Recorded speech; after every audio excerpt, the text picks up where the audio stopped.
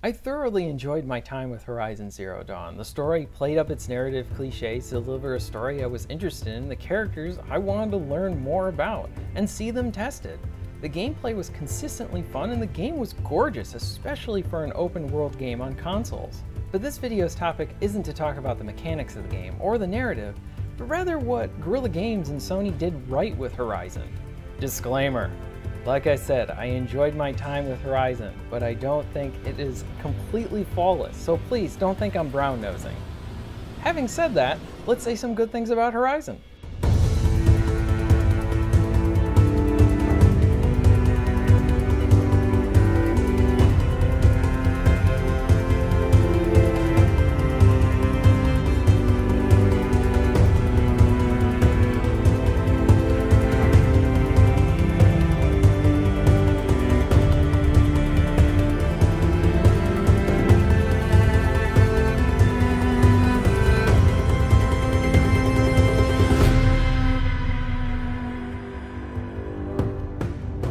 Horizon is one of those unique exclusive games that you get a few per generation. This is when a developer will try something different and enter the players into a world we haven't experienced before. It's not a sequel and it's not from a long-running franchise.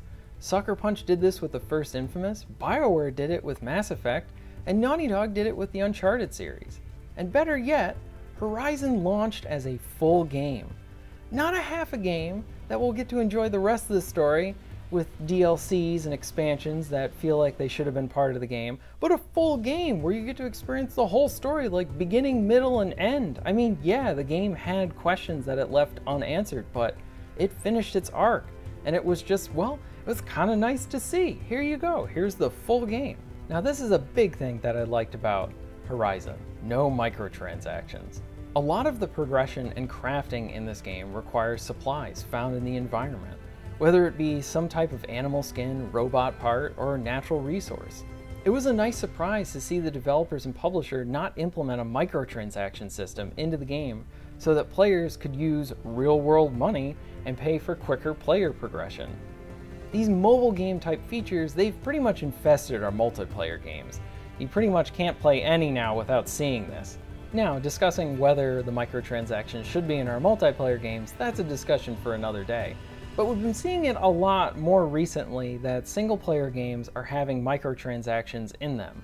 Now, I'm all for having different options for people to enjoy their game, but I think it would be better to have a fast progression mode for individuals who want to enjoy big games but don't have the time to dedicate to them, instead of implementing microtransactions.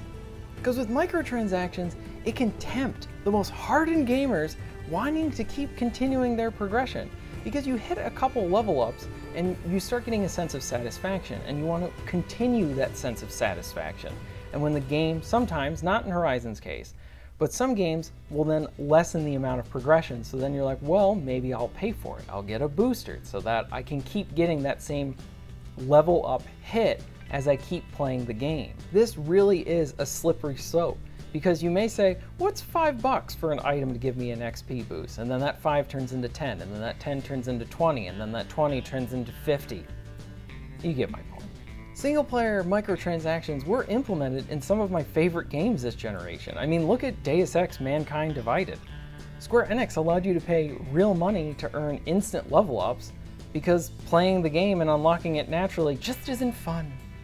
But what was odd with that particular game is that the game already gave you a lot of progression. It never felt like it was going slow and then you felt tempted to then go buy these things.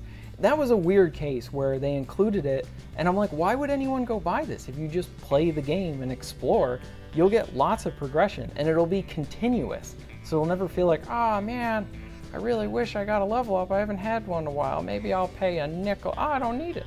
Recently, Shadow of War, the sequel to Shadow of Mordor, added microtransactions to their game. And now we'll have to wait and see how this really will impact the full release in October, but nonetheless, I'm not crazy about them being added to the game. And with Horizon's case, they totally could have added microtransactions in it, but they didn't. Now watch, I'm gonna put this video up and they're gonna add microtransactions in it, and then I'm gonna have to make a video to my other video. So don't do that. Another thing that I liked that Guerrilla Games and Sony did is how they announced additional content for Horizon.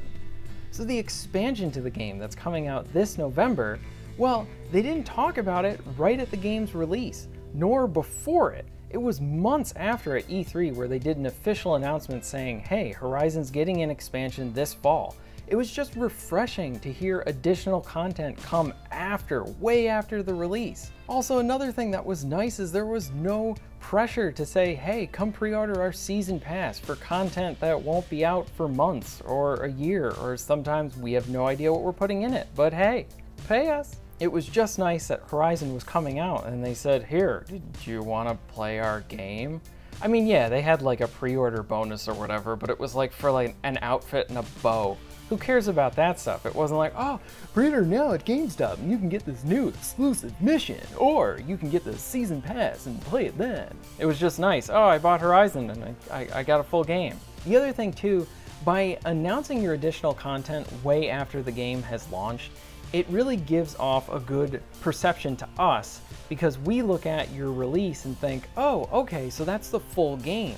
But if you tell us when the game's releasing and before the game has come out, you tell us what's in the season pass or that you have a season pass or anything like that with additional content, immediately a lot of people start thinking, oh, did you take that out of the initial chunk of the game to then sell us again after the game has come out?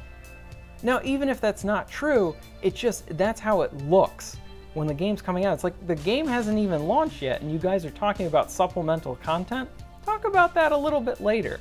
I just like how they handled this, at least with Horizon's case. It was like, oh, here's the game, and people were asking, oh, is there expansions? Are there any DLC? And they're like, well, we're focusing on the full release right now.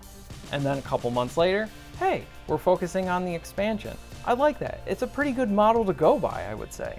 Now, my last thing, I really like that the game worked at launch, and it's something I shouldn't have to praise a game for. As gamers or as a consumer, we should expect that when we go buy a game, that it should be functional. Now, our taste can be different where it's like, well, I don't like a fighting game, I'm not gonna like a fighting game. Or I don't like RPGs, I don't like RPGs. But not, oh, I buy a $60 game and it's broken and there's save issues, or there's performance issues, or the servers aren't working and it's a multiplayer only game. Horizon just worked. I'm not saying it worked perfectly. Sure, it had stuff that they had to take care of and patch, but the game worked at launch, and, well, in our day and age where a game working should be the rule rather than the exception to the rule, in this case, it is the exception to the rule, and it should be commended that they did launch it like that. Now, I'd love to hear your thoughts on any of the topics I covered. What are your thoughts on Horizon? What are your thoughts on Horizon not having microtransactions? Why do you not like microtransactions in your games? Or maybe you do like them. Let me know in the comments below. I'd love to hear your thoughts. Let's have a discussion. I want to say thank you very much for watching, and if you enjoyed this video, please hit that like button. If you'd like to see more content like this, please subscribe, and I'll see you next time.